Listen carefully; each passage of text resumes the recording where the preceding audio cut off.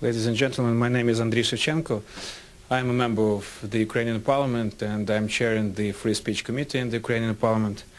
Well, basically we're here to alarm on the situation which we have in Ukraine, because we believe that there are good chances that if the situation does not change, it will lead Ukraine to becoming a new Tunisia or Egypt.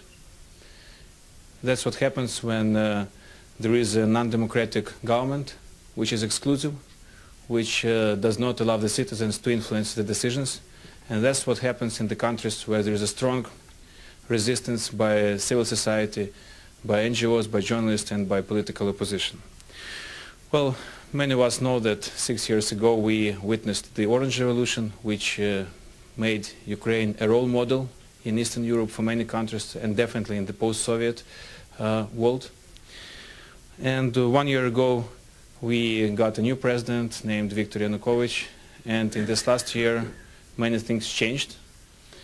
And I guess we can learn two lessons. First, that it's really hard to keep oranges fresh for a long time. And second, that this road from democracy to dictatorship might be much shorter than the other way around. We are here to talk about several concerns which we believe are important for the international community. First, it's the political repressions against civil society and against the opposition in Ukraine.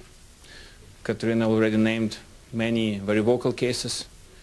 Some of them are very cynical and done in a very ridiculous and cynical way.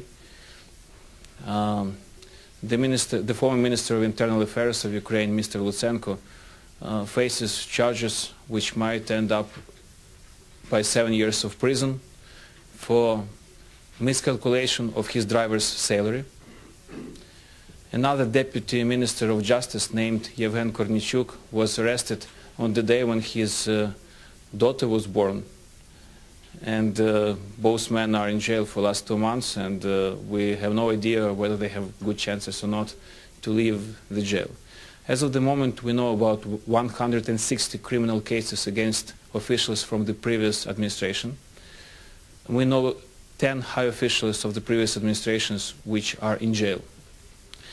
And we believe it's something which is done to harass the opposition, the civil society, and something which is really dangerous for the future of the country.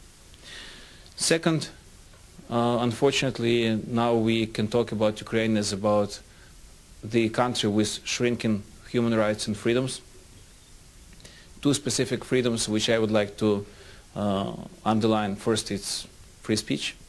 We have several prominent Ukrainian journalists in the room who could tell you more about this. Vitaly Portnikov, who is sitting in the back row, represents the TVI TV channel, which is now desperately fighting for its right to broadcast in Ukraine, just because it's one of the very few independent networks which we still have in the Ukrainian TV market. The second is the right to assembly. Unfortunately, in the last year, this is another field where we witness major regress. Now it's sometimes very dangerous for Ukrainians to go to the streets just to declare their position and to be vocal. Third issue, it's corruption. And unfortunately now we see the government which is not transparent, which means that in order to operate business in Ukraine, you've got to be either close to the ruling party, to the administration, or you should represent Russian company. We see it as a great danger for foreign investments in Ukraine, and we see it as something very important when we think about the future of the country. Well, because of all those reasons, many international organizations unfortunately downgraded Ukraine in its ratings. We know that Freedom House downgraded Ukraine from a free country to a partially free country. Today we have a recent statement from Reporters Without Borders, which downgraded Ukraine by 42 positions and now placed Ukraine next to Iraq in its free speech list, which is something that would be hard to imagine for Ukraine just a couple of years ago. We know that it's something that is constantly in the focus of the European community. We have a recent statement by the President of the European Parliament, Mr. Buzek, who talks about selective justice in Ukraine, politically motivated. We have several statements by the European parliaments and the Parliament and the European Parliament and the Council of Europe, which talk about violations of human rights in Ukraine and many other threats. And we think that it's the time when the United States have to step in. We strongly believe that very clear position of the United States on what's happening in Ukraine might be extremely important for our country.